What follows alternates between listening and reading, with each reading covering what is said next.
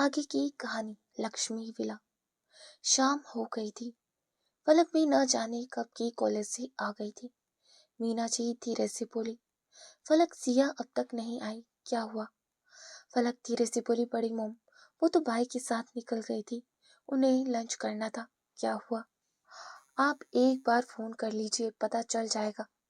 फलक की बात पर वीना धीरे से बोली, हाँ मैंने किया है उनको फोन, लेकिन रुद्र का फोन भी नहीं लग रहा और सिया फोन ही नहीं उठा रही, जबकि ऐसा तो वो कभी नहीं करते।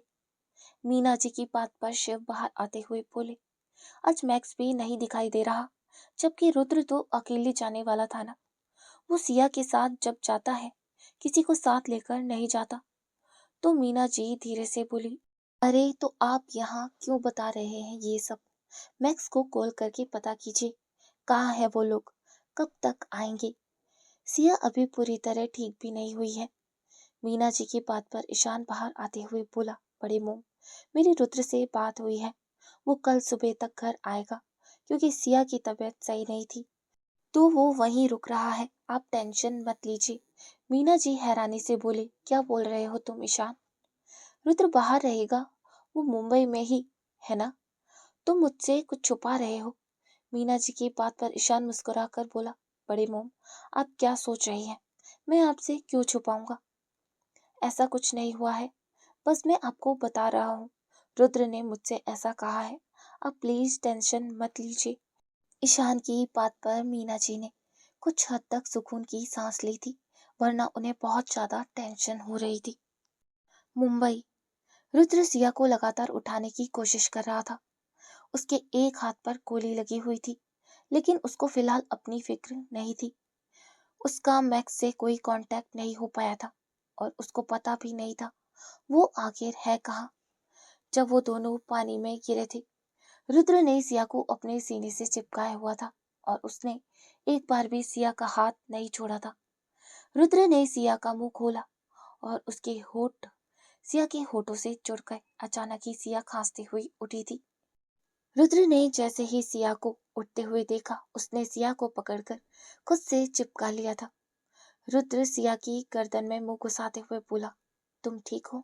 रुद्र की बात पर सिया ने धीरे से सर हिला दिया था, लेकिन सिया की नजर जैसे ही रुद्र के कंधे पर पड़ी, उसकी चीख निकल गई थी।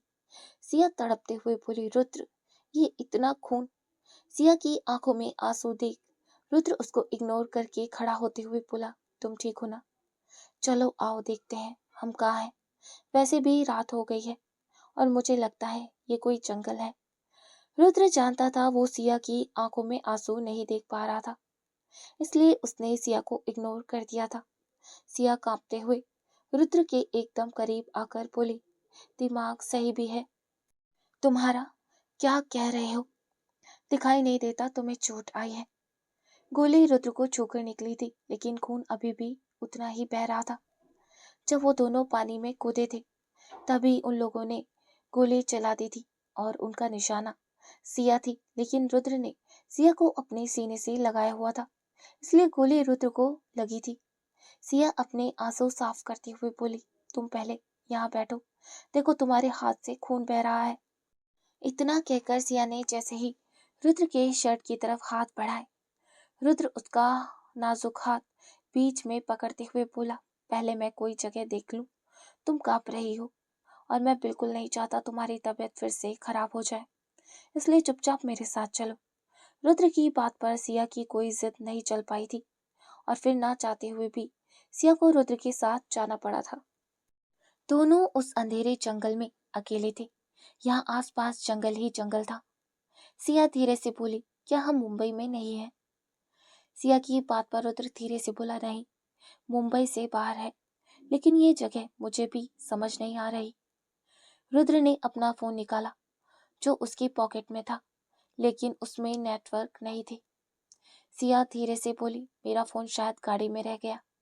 सिया की बात पर रुद्र धीरे से बोला, कोई बात नहीं, तुम ठीक हो, ये काफी है। इतना कहकर रुद्र सिया एक जगह आ गए थे। ये जगह जंगल के बिल्कुल बीच में थी। यहाँ एक टेंट लगा हुआ था। सिया हैरानी से बोली, इस जगह किसने टेंट लगाया है? सिया की बात पर रुद्र धीरे से बोला, लगता है कोई यहाँ कैंपिंग के लिए आया होगा, उसका ही रह गया है। तुम एक काम करो, अंदर चलो, कुछ हद तक हम सर्दी से बच सकते हैं। मैं आग जलाने के लिए कुछ देखता हूँ। सिया धीरे से बोली, तुम? सच में? सिया की बात पर रुद्र धीरे से बोला, क्यों? तुम्हें मेरी शक्ल देखकर मेरे टैलेंट का अंदाजा नहीं होता? रुद्र की बात पर सिया चिढ़ते हुए बोली, नहीं, ऐसा नहीं है, लेकिन आग कैसे जलाएंगे? यहाँ कुछ है भी नहीं। रुद्र अपनी पॉकेट से सिगरेट का केस और लाइटर निकालते हुए बोला, मेरे पास है। रुद्र की बात पर सिया धीरे से बोली, पहले तुम ये खून साफ कर लो और मैं ठीक हूँ, कुछ देर आग के पास बैठूंगी तो नॉर्मल हो जाऊंगी। वैसे भी तुम जानते हो यहाँ कपड़े नहीं है तो मैं क्या पहनूंगी, मेरे कपड़े गीले हो चुके हैं। सिया की बात पर रुद्र धीरे से बोला, ये पहनोगी? इसमें भी सर्दी लगेगी। एक काम करो, ये पहन लो, ये जल्दी सूख जाएगा। जो तुम पहन रही हो वो ज्यादा हैवी है। रुद्र सिया की ड्रेस की तरफ इशारा करते हुए बोला, जो अब भीग कर और ज्यादा हैवी हो चुकी थी। और रुद्र की शर्ट पतली सी थी, लेकिन वो खून में भीगी हुई थी। रुद्र धीरे से बोला, नहीं, ये रहने दो, मैं देखता हूँ आसपास कुछ मिल जाए। इतना कहकर रुद्र ने टेंट के अंदर झांक कर देखा। कुछ कपड़े रखे हुए थे जो कि साफ सुथरे थे। ऐसा लग रहा था जैसे यहाँ अच्छे लोग रहकर गए थे, क्योंकि आसपास मैगी के पैकेट और काफी सारी चीजें बिखरी हुई थी। रुद्र समझ गया था यहाँ कोई कॉलेज स्टूडेंट आया होगा और अब वो अपना सामान भूल गए। रुद्र उसके अंदर से एक शर्ट निकालकर सिया को देते हुए बोला, पहन लो, आज की रात गुजर जाए, कल सुबह हम निकल जाएंगे। रुद्र की बात पर सिया धीरे से बोली, लेकिन रुद्र। सिया को हिचकिचाते देख रुद्र धीरे से बोला, पूरी रात बाकी है सिया, और ये जंगली इलाका है, यहाँ वक्त के साथ सर्दी पड़ेगी, इसलिए जो कह रहा हूँ वो सुन लो। सिया ने एक नजर रुद्र को देखा और बिना कुछ बोले उस शर्ट को लेकर अंदर चली गई। करीब 10 मिनट बाद सिया बाहर आई थी तो रुद्र आग जला रहा था। उसके हाथ से खून अभी भी बह रहा था। वो शर्ट सिया के नी से ऊपर थी, उसको वो बार बार नीचे खींच रही थी। जैसे ही रुद्र को अपने पीछे से किसी की आहट महसूस हुई, उसने जल्दी से पीछे देखा था और फिर उसकी नजरें कहीं ठहर सी गई थी। सिया की गोरी लंबी टांगे कुछ ज्यादा ही खूबसूरत लग रही थी। रुद्र को अपने अंदर अजीब सी गर्मी महसूस होने लगी थी। वो अपना पसीना साफ करते हुए आग जलाने पर ध्यान देने लगा था। सिया अभी भी रुद्र की हरकतें नोट नहीं कर रही थी, क्योंकि उसका पूरा ध्यान अपने ऊपर था। उसको शर्म आ रही थी। उसने ऐसा कुछ पहली बार पहना था, लेकिन उसकी भी मजबूरी थी। सिया अभी तक ऐसे ही खड़ी थी जब उसकी नजर रुद्र पर पड़ी, जो कि शर्टलेस बैठा था। उसके हाथ से अभी भी खून बह रहा था। सिया दौड़ते हुए रुद्र के पास आई थी। सिया धीरे से रुद्र की नीली आंखों में देखते हुए बोली, प्लीज अब ये करवा लो, देखो बहुत खून बह चुका है, प्लीज। सिया की बात पर रुद्र अपनी चोट को देखते हुए बोला, ठीक हो जाएगा, तुम यहीं बैठो, ठंड काफी है। रुद्र को देखकर सिया ने साइड से वो कपड़ा उठाया और उसकी चोट को धीरे धीरे साफ करने लगी। सिया की चुहन अजीब सी थी। रुद्र की आंखों में एक अलग सा जुनून था। वो सिया को खुद को सौंपना चाहता था। वो सिया की तरफ अट्रैक्ट हो रहा था। सिया की ठंडी छुअन उसको एक अजीब सी अपनेपन का एहसास करा रही थी। रुद्र ने अपनी आंखें खोलकर सिया के चांद से चेहरे को देखा। उसने जो शर्ट पहनी थी वो काफी लूज थी। उसके ऊपर से 2 बटन खुले हुए थे, जिससे सिया की फिगर साफ नजर आ रही थी और वो रुद्र को पागल करने के लिए काफी थी। सिया ने धीरे से रुद्र के जख्म पर हाथ रखा और अगले ही पल वो कपड़ा वहां बांध दिया। सिया धीरे से बोली, ज्यादा दर्द तो नहीं हो रहा? सिया की बात पर रुद्र लगातार उसको अपनी नीली आंखों से देख रहा था। रुद्र के ऐसे देखने पर सिया धीरे से बोली, क्या हुआ? रुद्र की आंखों की तपिश उसके अंदर भी अजीब सी गर्मी पैदा कर रही थी। इससे पहले सिया कुछ समझ पाती, रुद्र धीरे धीरे उसकी ओर बढ़ने लगा था। रुद्र जैसे ही सिया की तरफ बढ़ा, अचानक ही सिया धीरे से बोली, क्या कर रहे हो? लेकिन तब तक रुद्र उसके काफी करीब आ चुका था। सिया के अंदर अभी भी अजीब सी बेचैनी थी। रुद्र उसकी आंखों में झांकते हुए बोला, तुम्हारी गर्दन पर भी चोट आई है? वही देख रहा था। सिया ने जल्दी से अपनी गर्दन को छुआ तो उसको थोड़ा सा दर्द हुआ था। सिया धीरे से बोली, वैसे ही लग गई होगी, मैं ठीक हूँ। सिया की बात पर रुद्र उसकी आंखों में देखते हुए बोला, ऐसे ही बैठी रहो, हिलने की कोई जरूरत नहीं। सिया गहरी सांस लेकर बोली, लेकिन रुद्र। सिया की बात पर रुद्र पीछे की तरफ जाते हुए बोला, लेकिन वेकिन कुछ नहीं, मैं हूं यहाँ, और अब तुम चुपचाप बैठो। इतना कहकर रुद्र कुछ ढूंढने लगा था। सिया कपकपाते हुए बोली, जो तुम ढूंढने की कोशिश कर रहे हो वो नहीं मिलेगा। रुद्र धीरे से बोला, क्या ढूंढने की कोशिश कर रहा हूँ? सिया खुद से सिकुड़ती हुई बोली, पानी ढूंढ रहे हो ना? रुद्र ने साइड में देखा तो दूर से झरने की आवाज आ रही थी, जिसका साफ सा मतलब था यहाँ आसपास पानी था, लेकिन रात के अंधेरे में पानी ढूंढना नामुमकिन सा था। सिया रुद्र की तरफ देखते हुए बोली, तुम प्लीज यहाँ आ जाओ, मुझे डर लग रहा है और इतनी चोट नहीं है, कल सुबह देख लेंगे। सिया की बात पर रुद्र उसके पास आते हुए बोला, मैं शर्टलेस हूँ, तब मुझे इतनी ठंड लग रही है और तुम ऐसे कांप रही हो जैसे यहाँ स्नोफॉल हो। रुद्र की बात पर सिया धीरे से बोली, मुझे ठंड लग रही है तो मैं क्या करूं? रुद्र ने एक नजर सिया को देखा और आग के पास बैठते हुए बोला, चलो यहाँ बैठ जाओ, अच्छा लगेगा। रुद्र की बात पर सिया उसके बराबर में आकर बैठ गई थी, लेकिन ठंड अभी भी कम नहीं हुई थी और फिर आखिरकार सिया रुद्र से और ज्यादा चिपक गई थी। रुद्र सिया की हालत अच्छे से समझ रहा था। उसने एक नजर सिया को देखा और धीरे से उसकी कमर पकड़कर अपने करीब कर लिया था। अगले ही पल रुद्र ने सिया को खुद से चिपका लिया था। सिया की कमर रुद्र के सीने से लगी हुई थी। रुद्र का चेहरा सिया के कंधे पर लगा हुआ था और सिया के बाल उसके चेहरे पर आ रहे थे। रुद्र सिया की खुशबू को अपने अंदर उतार रहा था और सिया रुद्र की गर्म सांसें महसूस कर रही थी। सिया की आंखें हल्की हल्की बंद होने लगी थी, लेकिन तभी रुद्र के गर्म होंठ सिया की ठंडी गर्दन पर रखे गए थे। सिया की आंखें बंद हो गई थी, उसकी पकड़ अपनी शर्ट पर कस गई थी। रुद्र को नहीं पता था वो ऐसा क्यों कर रहा था, लेकिन वो धीरे धीरे सिया की गर्मी से पिघल रहा था। वो धीरे धीरे सिया के आगे झुक रहा था। रुद्र के होठ धीरे धीरे नीचे की तरफ फिसल रहे थे।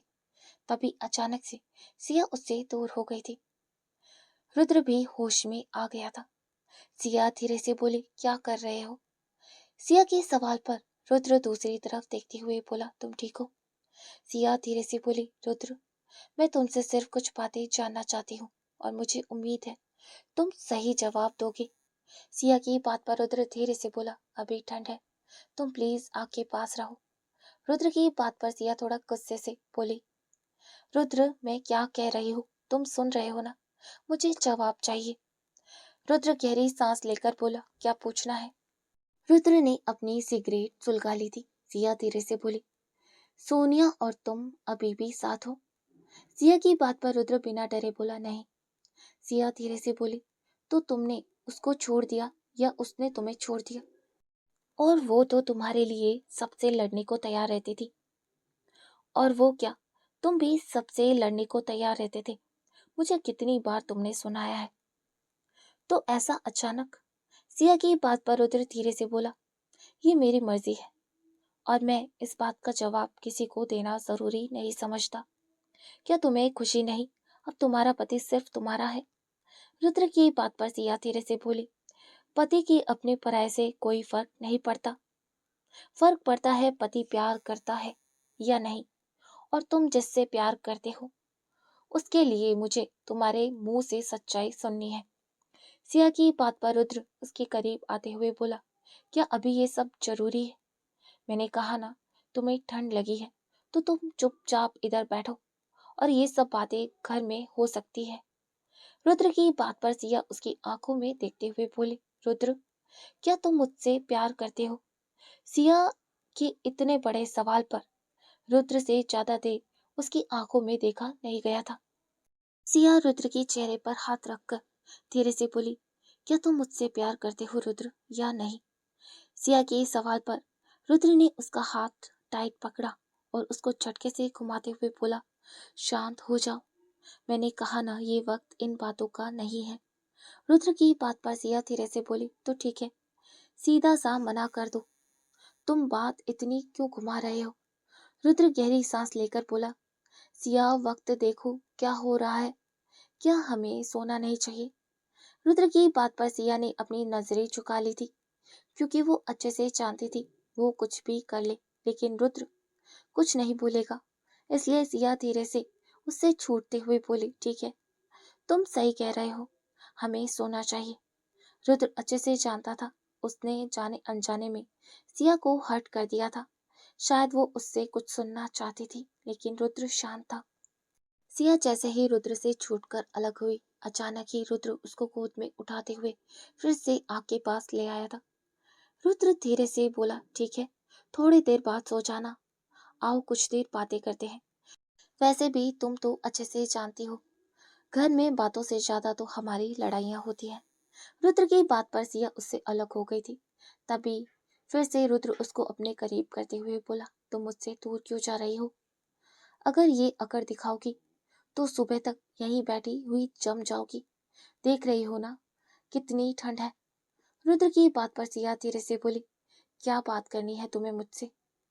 रुद्र गहरी सांस लेकर बोला, कभी मैंने तुम्हारे पास्ट के बारे में नहीं जाना, चलो बताओ तुम्हारी पास्ट लाइफ कैसी थी। मेरा मतलब है ये बताओ, तुम्हारे बॉयफ्रेंड्स, फ्रेंड्स, तुम्हारी स्टडी, सब कुछ आज मैं जानना चाहता हूँ। रुद्र की बात पर सिया धीरे से बोली, मेरी पास्ट लाइफ ऐसी ही है जैसी मेरी प्रेजेंट लाइफ। ना पहले मेरा कोई बॉयफ्रेंड था और ना अब मेरा कोई पार्टनर है। तुम सिर्फ नाम के पति हो और दूसरा मेरे कोई दोस्त भी नहीं है। मैंने अपनी स्टडी कंप्लीट नहीं की थी इसलिए यहाँ एडमिशन लिया है। और दूसरा, मैं कभी घर से बाहर नहीं निकली तो कभी कुछ जानने का समझने का मौका नहीं मिला, बस यही। सिया ने कुछ लफ्जों में अपनी बात पूरी कर दी थी लेकिन रुद्र उसको गहरी नजरों से देख रहा था। रुद्र की आंखों में बेचैनी थी और एक चमक थी। जो भी था, लेकिन उसको ये पता चल गया था, सिया को छूने वाला वो पहला इंसान है, सिया के करीब आने वाला वो पहला। और कुछ यही सिया के साथ भी था। उसने भी किसी को खुद के इतना करीब नहीं आने दिया था जितना सिया आई थी। सिया धीरे से बोली, और कुछ जानना है तुम्हें। रुद्र गहरी सांस लेते हुए बोला, नहीं, और कुछ नहीं जानना। खैर, तुम मुझसे कुछ नहीं पूछना चाहोगी। रुद्र की बात पर सिया धीरे से बोली, जो पूछा है उसका ही जवाब नहीं दिया तुमने, इससे आगे मुझे और कुछ नहीं जानना। इतना कहकर सिया बिना कुछ बोले चली गई थी।